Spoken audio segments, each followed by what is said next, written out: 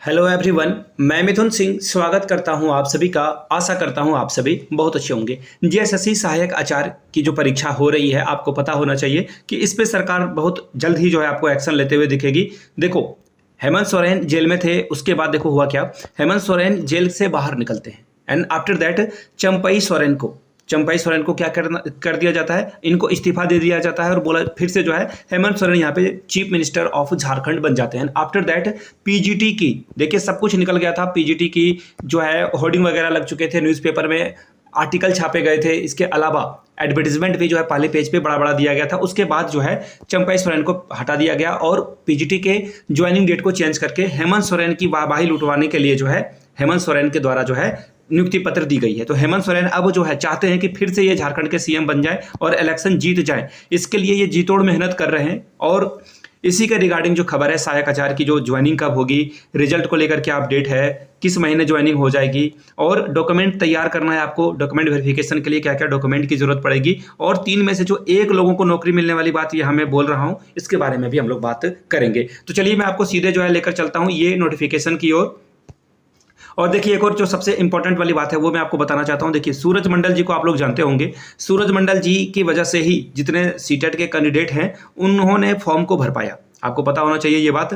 तो वो जो है अभी आप लोगों की मदद की जरूरत है उन्हें। ऐसा मैं क्यों कह रहा हूं, क्योंकि सुप्रीम कोर्ट में जो है कल ही सुनवाई होने वाली है और जो जेटेट 16 और 12 वाले बच्चे हैं उन्होंने बड़े बड़े वकील जैसे मुकुल रोहतगी वगैरह को जो है हायर करने की जो है सोच रखी है। तो बड़े बड़े वकीलों की बड़े बड़े फीस होते हैं, तो अगर आपकी स्वेच्छा से जो भी चंदा बन पड़ता है, एक वीडियो अलग से आएगी, तो प्लीज उनको कुछ आप जो है राशि डोनेट करेंगे। सीटेट के बच्चे को पता होना चाहिए, लड़कियों को पता हो या नहीं हो, लेकिन लड़कों को तो ऑब्वियसली पता ही होगा कि, और बहुत सारे लड़कियों को भी पता होगा इसके बारे में कि सीटेट की जो है यहाँ पे वैलिडिटी नहीं थी।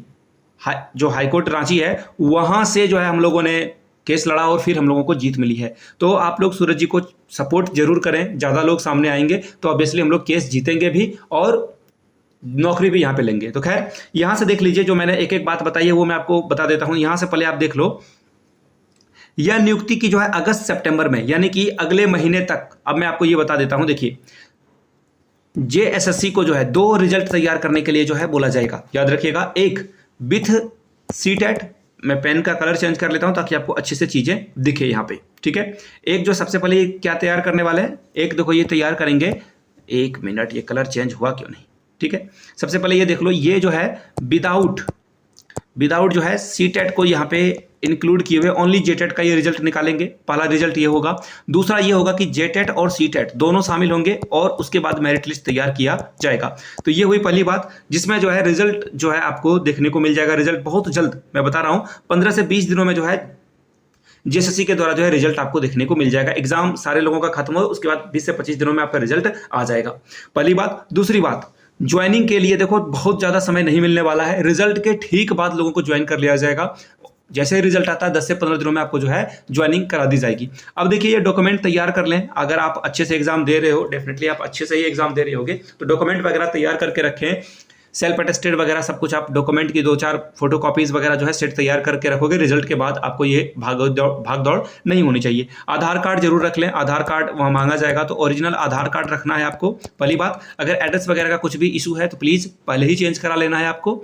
दूसरी बात, जो डॉक्यूमेंट में वहाँ पे डॉक्यूमेंट वेरिफिकेशन होता है, मैं पहले भी जा चुका हूँ डॉक्यूमेंट वेरिफिकेशन में, वहाँ पे सिर्फ और सिर्फ जो आपने डेटा एंट्री की है रजिस्ट्रेशन फॉर्म में, आपके पिताजी का नाम हो, आपका नाम हो, आपकी माताजी का नाम हो, परसेंटेज हो, डेट ऑफ बर्थ हो, ये सारे चीज़ों को वहाँ पे बहुत स्ट्रिक्टली चेक किया जाता है।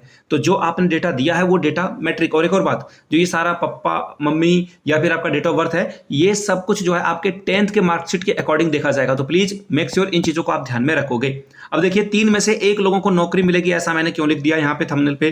क्या ये क्लिकबेट है? तो बिल्कुल नहीं, ये क्लिकबेट नहीं है। ऐसा मैं क्यों बोल रहा हूँ, देखो सबसे पहली बात ये है कि 3 में से 1 लोगों को नौकरी इसलिए मिलने वाली है क्योंकि अगर आप देखो यहाँ पे जो 6 to 8 के लिए, फिर से कलर चेंज करना होगा, आपको दिखेगा नहीं अच्छे से, देखो यहाँ पे 6 to 8 के लिए जो है कितने लोगों ने अप्लाई किया ये जानना बहुत जरूरी है। और 6 to 8 के लिए लगभग 15,000 यहाँ पे जो है सीट है और लगभग जो है 60,000 के आसपास जो है 55,000 के आसपास लोगों ने यहाँ पे फॉर्म भरा था। तो 4 में से 1 लोगों का रेशियो बनता है 4:1।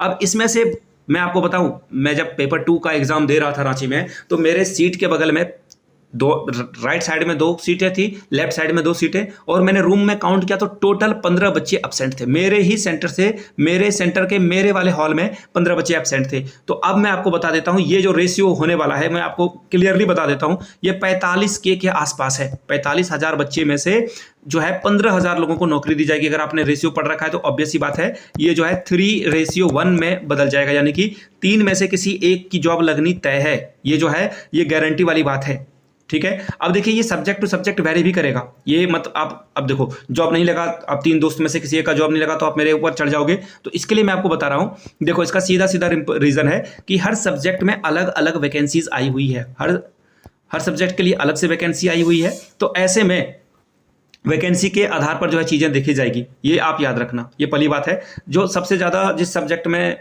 देखो सबसे कम जो कंपटीशन है वो इंग्लिश वाले सब्जेक्ट में आपको देखने को मिलेगा। इंग्लिश में, संस्कृत में आपको जो है कम, लैंग्वेज टीचर में जो है संस्कृत में आपको कम जो है यहाँ पे जो है कम कंपटीशन देखने को मिलेगा। इसी तरह से अगर मैं बात करूँ पीसीएम सब्जेक्ट या फिर जेडबीसी वाले सब्जेक्ट की, तो यहाँ पे पीसीएम वाले सब्जेक्ट में ज़्यादा जो है आपको देखने को मिल जाएगा। जेडबीसी यानी कि जूलॉजी, बॉटनी, केमिस्ट्री में यहाँ पे आपको जो है थोड़ा कम देखने को मिलेगा। एसएसटी की बात करें तो सबसे ज़्यादा कंपटीशन एसएसटी और पीसीएम वाले ग्रुप में होगा। अगर एसएसटी की बात करूँ तो सबसे ज़्यादा कंपटीशन यही रहने वाला है। सबसे ज़्यादा एसएसटी में ये जो है कंपटीशन आपका रहने वाला है। अब न्यूज़ थोड़ा देख लेते हैं ताकि चीज़ों की समझ में आपको जो है बातें आ जाए। प्रारंभिक स्कूलों में शिक्षकों की कार्यरत और रिक्त पदों की संख्या स्कूली साक्षरता विभाग ने सभी जिलों से मांगी है। फिर से जो है ये मांग रहे हैं ताकि ज्वाइनिंग के समय कहां पर किसको भर्ती कराई जाएगी इसके बारे में ये जो है डेटा कलेक्ट कर रहे हैं। 1 अगस्त के आधार पर पदों की संख्या मांगी गई है कि 1 अगस्त तक कौन से टीचर रिटायर कर गए हैं, कौन से टीचर ने जॉब छोड़ दी है और कितनी वैकेंसी आपके यहाँ है। इसके बाद जो है एक्चुअली क्या है, एक और बात आपको पता होना चाहिए कि अभी झारखंड में जो है स्थानांतरण यानी कि ट्रांसफर रूटीन जो रेगुलेशन है वो लागू कर दिया गया है। शिक्षक एक जगह से दूसरी जगह जा सकते हैं। तो ऐसे में ये जब प्रक्रिया कंप्लीट हो जाएगी, आफ्टर दैट जो भी वैकेंसीज बचेगी उसके आधार पर नियुक्ति की जाएगी। आगे देख लीजिए, यहाँ पे ये वाला खबर है जो सहायक आचार्य की नियुक्ति वाली खबर है, ये आपको मैं पढ़कर सुनाता हूँ। राज्य के प्रारंभिक स्कूलों में रिक्तियों के आधार पर जो सहायक आचार्य की नियुक्ति है ये होने वाली है।